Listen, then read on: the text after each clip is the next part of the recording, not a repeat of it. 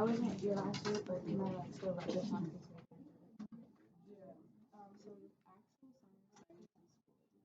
Okay. This is not it. So this is your Yeah. So just to be clear, the actual summer assignments in Schoology, this is not it. This is just to help you be able to do it, to remind you how to do the problem. Okay, so these problems are similar to the summer assignment. All right, I'm starting out with some fraction work. You can do these problems. These are called mixed numbers, right? They have the whole part and the fraction part. But I'm going to convert it to an improper fraction. So you do 3 times 4 is 12. Add it to the 1 on top, and you get 13 over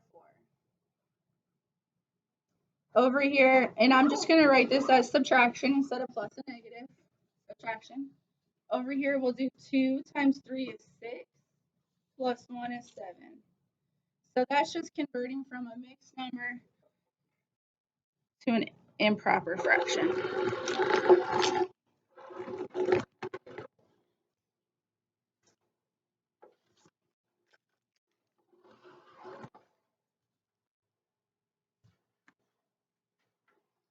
All right, now we're going to do the work of getting a common denominator.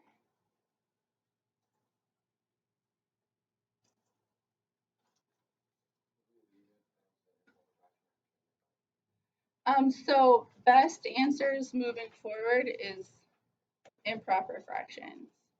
I only really use mixed numbers when I'm graphing, but improper fractions are generally best. All right, so anybody have any idea what our common denominator will be? Yes, 12. So 12 can be divided by both 4 and 3. So we're going to make a new problem with a denominator of 12. And I think to myself, well, how do I turn 4 into 12?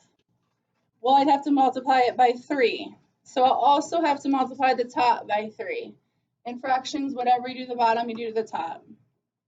So that'll be 39.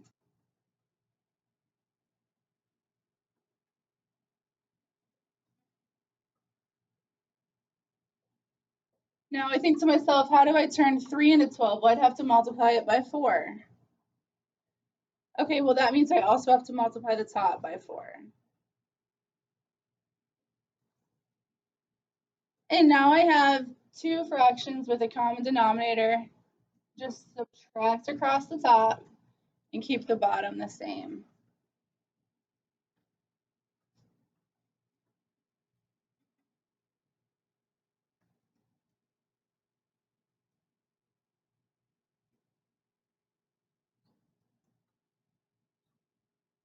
All right, feel free to start number 2 if you're ready. Go ahead, work through these at your own pace. If you want to just look up and check as you go, you don't need to wait for me. Are there any questions on fractions before I move on? Not every problem in the summer assignment is going to look just like these, but just try to put a lot. So here's a problem with distribution. The number in front of the parentheses means we need to distribute in. So I'm going to start by distributing a -2 and distributing an 8.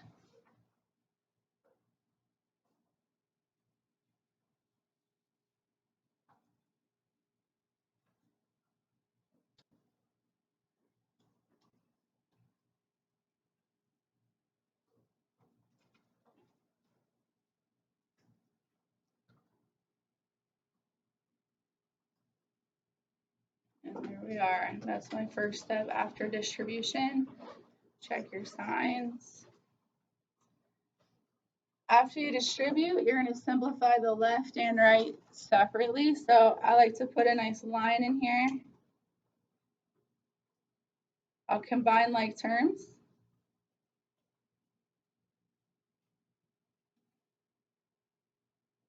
Combine like terms. 8x minus 6x.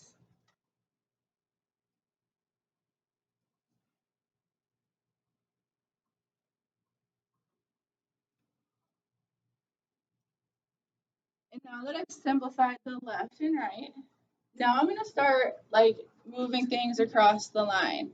When we move things across the line, we have to do opposite operations.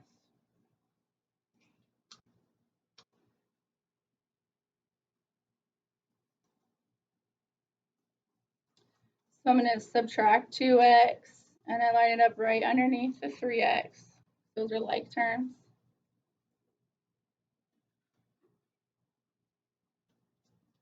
And we're almost done, one step away.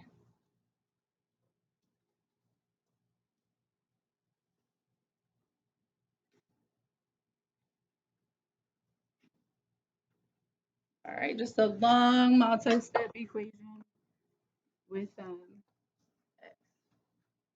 How'd you guys do? Who got it right before me? Love it. Good job. Very good. Anybody have a question? Maybe you didn't get 38. Check it out. Okay, moving on.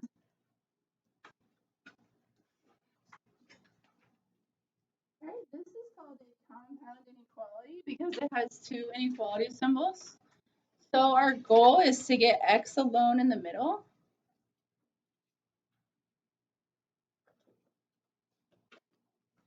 So we want to isolate the variable.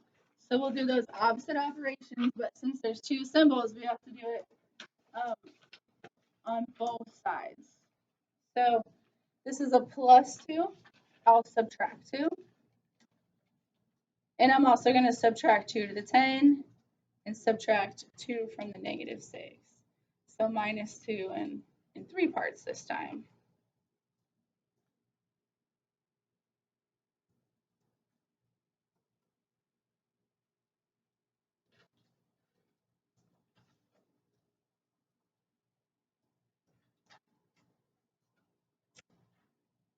All right, so now this is multiplication. That's negative 4 times x.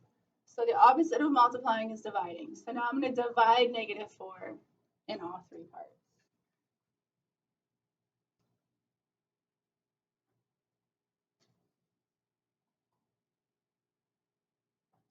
And there's a really important trick here. Does anybody remember it?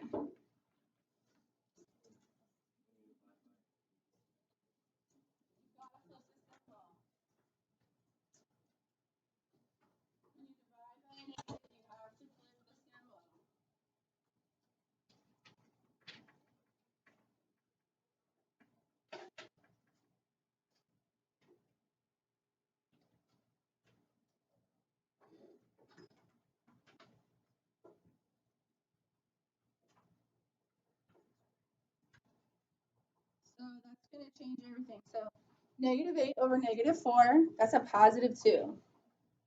Those two negatives cancel out. I'm going to flip this symbol.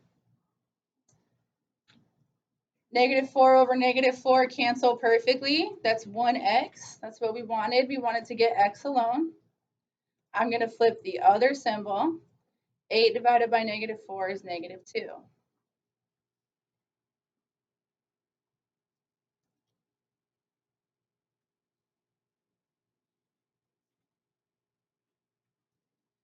So because we flipped the symbols, this is actually like counterintuitive. This isn't like, you know, we like to have our negative numbers on the left side. Now this isn't required, but I'm going to switch this before I put it on a number line. I want to be able to graph this on a number line, so I'm going to rewrite this with the negative on the left.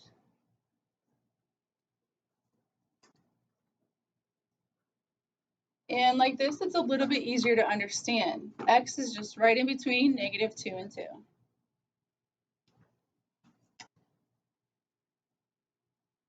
So here's my number line. Nice 0.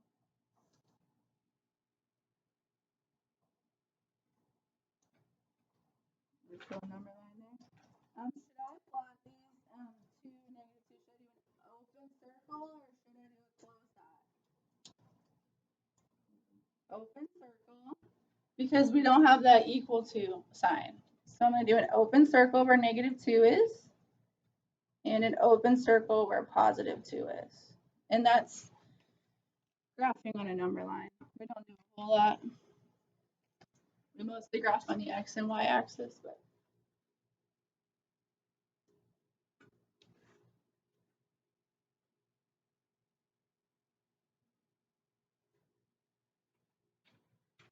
okay, this next one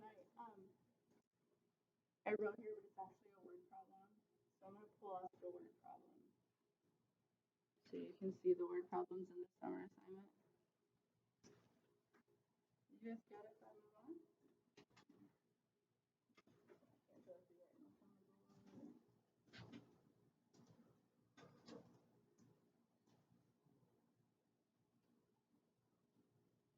Let's see, these are the three inequalities. Okay. The word problem I chose to do is exactly number 2. Can you guys read that?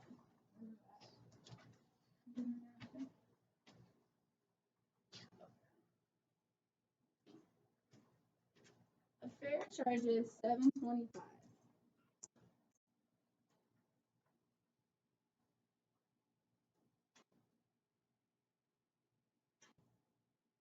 This is what I'm doing right now. And that's number 4.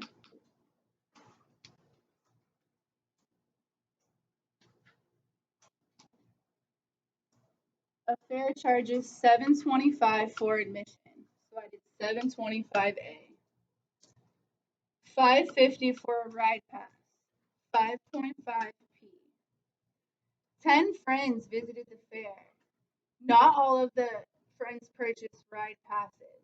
Their total cost, so total is where I put my equal sign, is $100, $105.50. 105.5. How many friends purchased the pass? So we're trying to solve for P. They say 10 people went in. So I figured out that 10 people paid for admission. But I don't know how many people got ride passes. So I'm going to go ahead and plug 10 in for A and solve from there.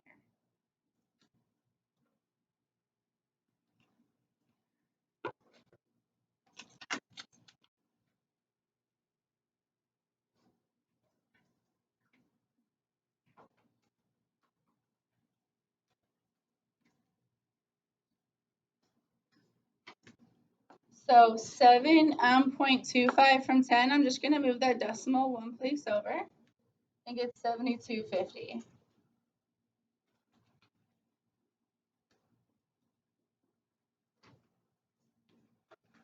My goal is to solve for how many ride passes there are.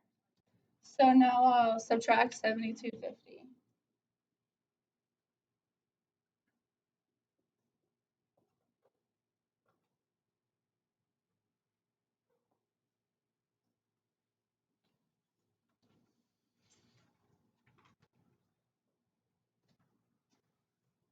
What's that, 32.50? Heard some of you guys get out calculators. What'd you get when you subtracted this? 105. Yeah. 33. 33. So we got 5.5p equals 33. Divide by 5.5. And 6 out of 10 people who came to the fair purchased passes. Now, best practice is for word problems to answer in a complete sentence. So if you moved ahead, I want you to go back now and write your answer in a complete sentence.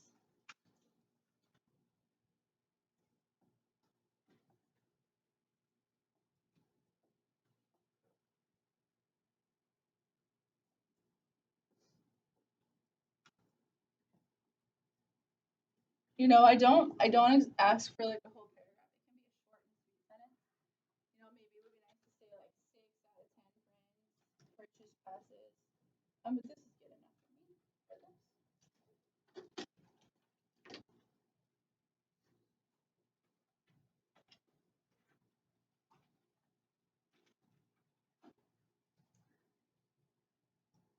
So Our next question is right off of the summer assignment as well. It's number 2 here.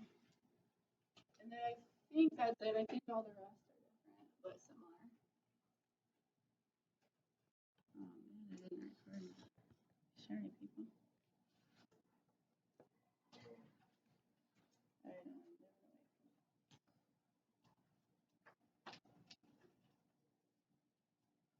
Now, this is a literal equation. This is one of the toughest topics in Algebra 1. When you have so many variables. We have an uppercase Q, a little c, and a little d. So the literal equations, a lot of times it was distance equals rate times time. Perimeter is 2 length plus 2 width. That's a big one. We'd have to like get W alone or get L alone. But here, when it says solve for D, that means find D and get D alone. So we're going to just rearrange this equation so that D is alone.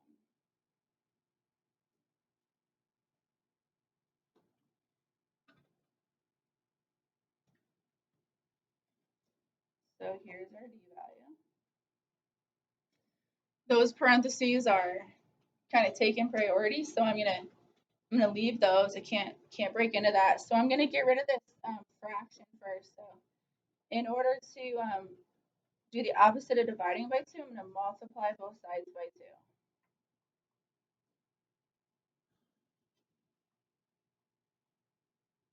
That's gonna cancel the fraction.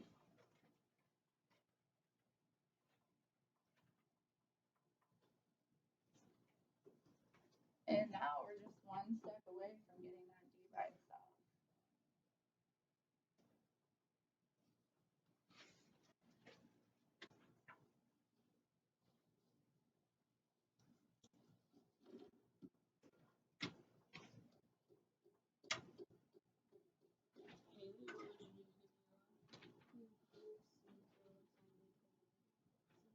Subtract C from both sides. And you can put it in the front or you can put it in the second spot. I'm going to do 2Q minus C equals D. So now that literal equation is equivalent. This is the same thing as this. It's just been rewritten so that a different variable is solved for.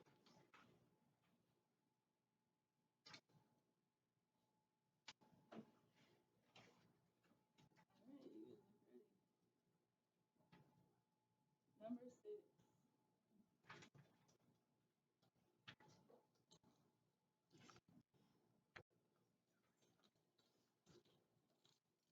So we are going to start number 6 by distributing a -1 and changing all of the signs in the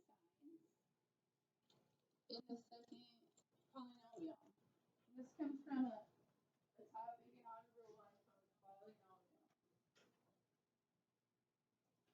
I'm just going to take a minute, walk around, see if you guys are with me. I don't want to go too fast. You just tell me to slow down.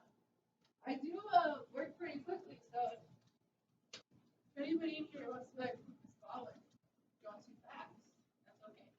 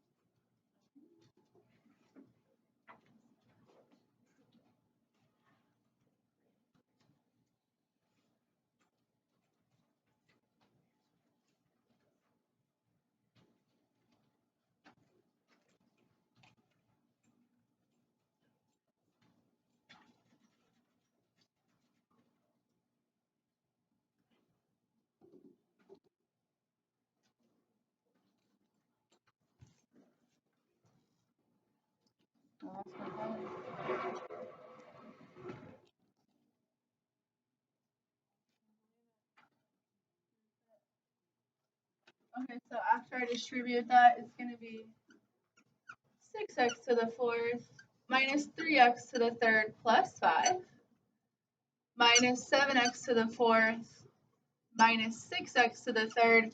And now this negative times the negative 15 is going to make it a plus 15. And then you can combine like terms. When you combine like terms, exponents don't change. This is actually in Algebra 2 too, so we'll spend a day doing things like this. All right, so I have 6 of these, 6x to the fourth. And then I have to take away 7 of them. So that's going to leave me with negative 1x to the fourth. The exponent doesn't change, just the coefficient.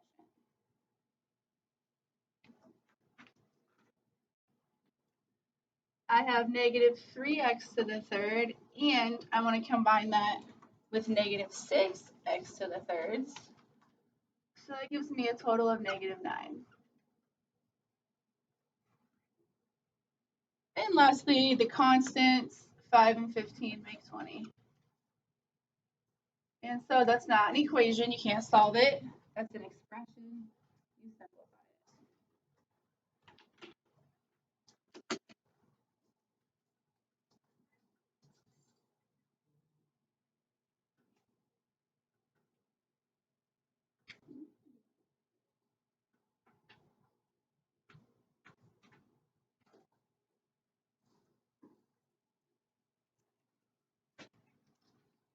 This right here, this is called a binomial because there's 2 terms. Bi means 2, binomial. And it's a binomial squared, and it's probably one of the things that just people will naturally make mistakes on. Because you think you got it right, but you actually have to write this out and FOIL it. This is like double distribution. So you may have written x squared is 81. And really, that's what it looks like. Very much looks like x squared minus 81. 9 times 9 is 81. But when you multiply a binomial times itself, you actually have to, you need to write them both out. And the acronym for this is FOIL. Two thumbs up if you've heard of FOIL. You remember FOIL. You remember hearing it. You might not remember how to do it. Thumbs up if you remember how to do it. Okay, awesome. So we'll multiply the first terms, x times x, to get x squared. The outside terms,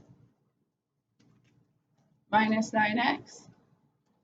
The inside terms, minus 9x again. And the last terms, negative times a negative will make this a positive 81.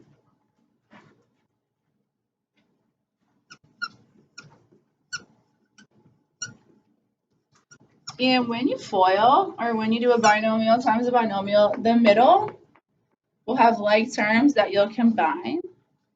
And there's your answer, a quadratic trinomial.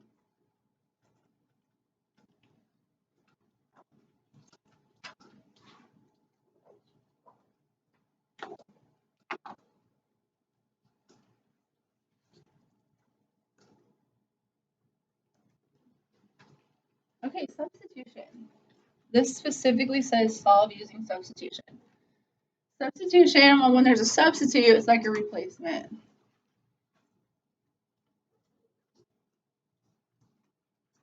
So we're going to pull a replacement here. We have y equals 3x minus 4. Y equals 6x plus 2. What I'm going to do is I'm going to take this y, and I'm going to kick it out of this equation. Taking that y out.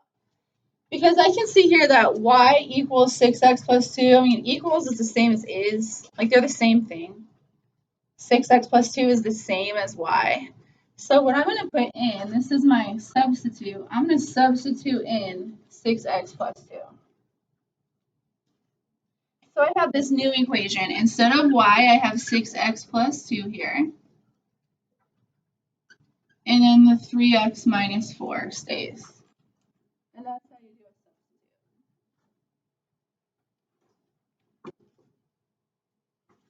Put a little line in, solve for x.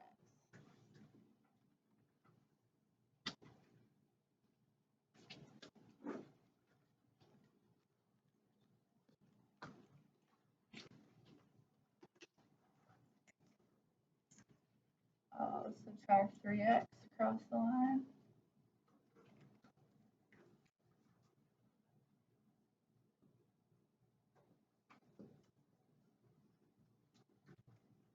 Now I'll subtract 2 across the line.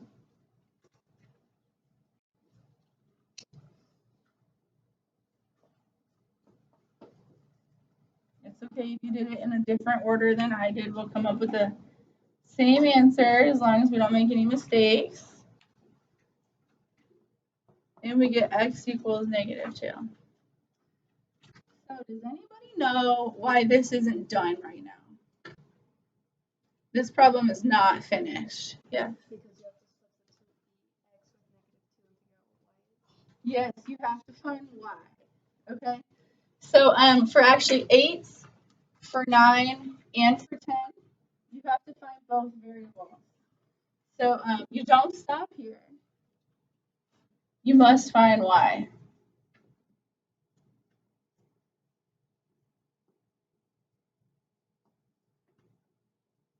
You gotta find y. So you can pick. So now I know what x is. X is -2. It's like I'm substituting again. I can put it in here in the original problem, or I can put it in here.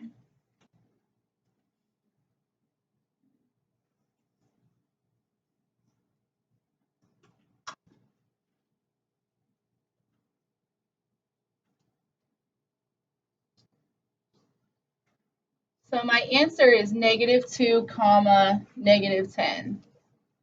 And now, does anybody know what that represents? This is called a system of 2 equations. What's this point? What is it though? It's specifically a point that has to do with these lines.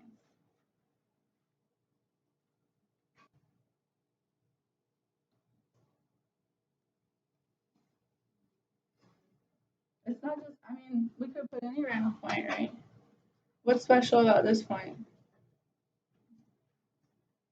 What? Someone said it? You good? It's where the lines will cross. This is a point of intersection.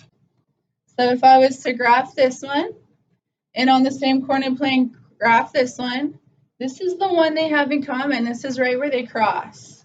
Point of intersection.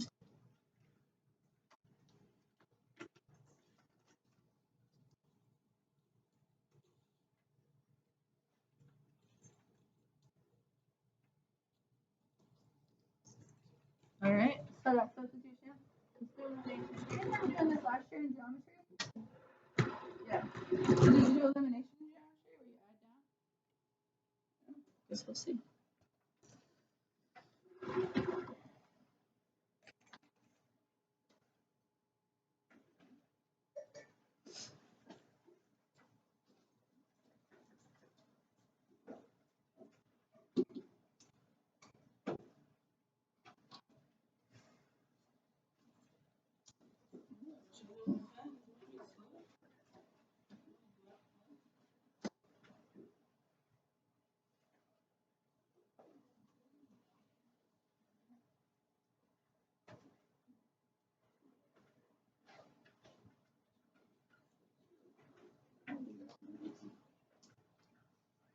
Okay.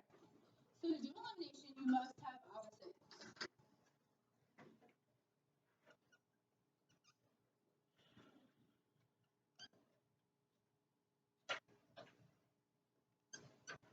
Right? You got to be able to add down, and one of the variables will disappear. It will eliminate. It will cancel. Does anybody have any idea how I could change either the top or the bottom equation so that we had opposites?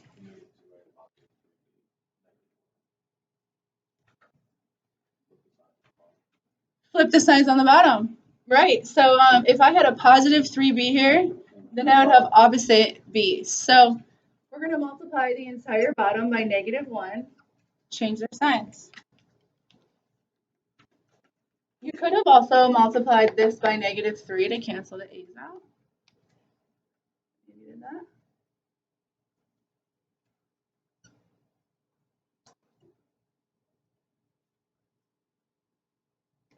So now that we have these opposites present, we're going to do like an old school addition. We're going to add down combining like terms.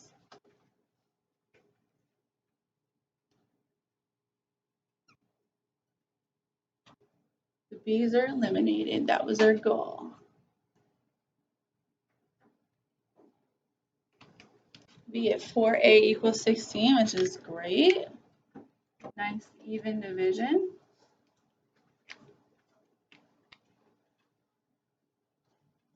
A equals 4. Don't stop. Find B.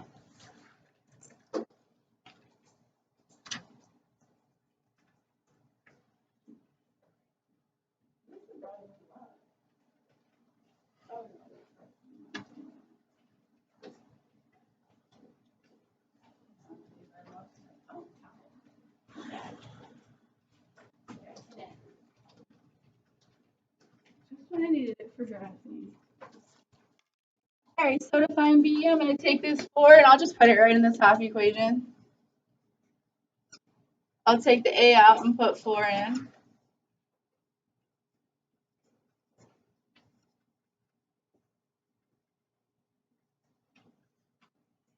And we get B is -1 and A is 4.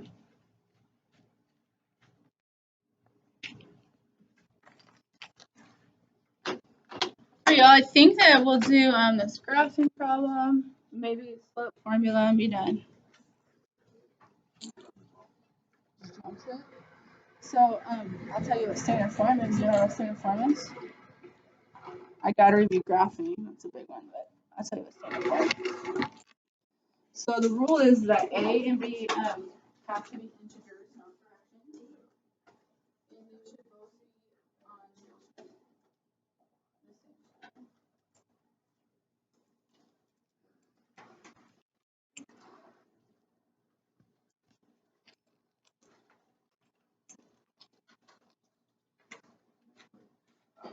Alright, let's graph.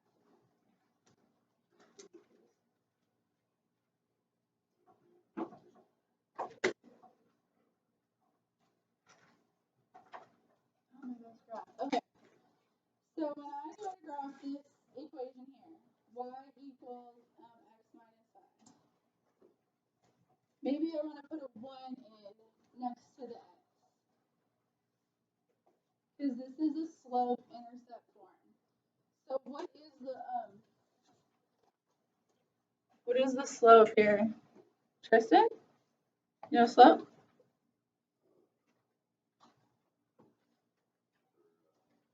For this. 1 is the slope. And I'm going to start at the y-intercept, which is -5. So I'm going to begin at B, and then I'm going to move slope.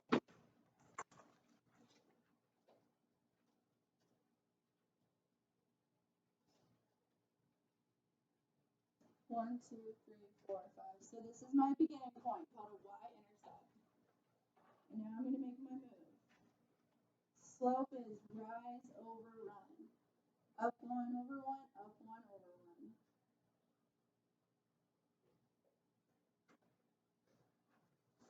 Okay. Now this little guy, that's called a constant. It doesn't look like y equals mx plus b. It's actually more simple, but easy to forget. I'm just going to go to the x-axis where x is 5, and that's just a straight up and down line, undefined.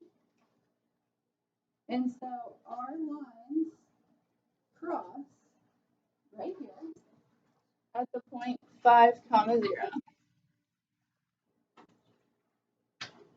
So you're graphing them both looking for a point of intersection. Okay, we did pretty good. We have only 2 more.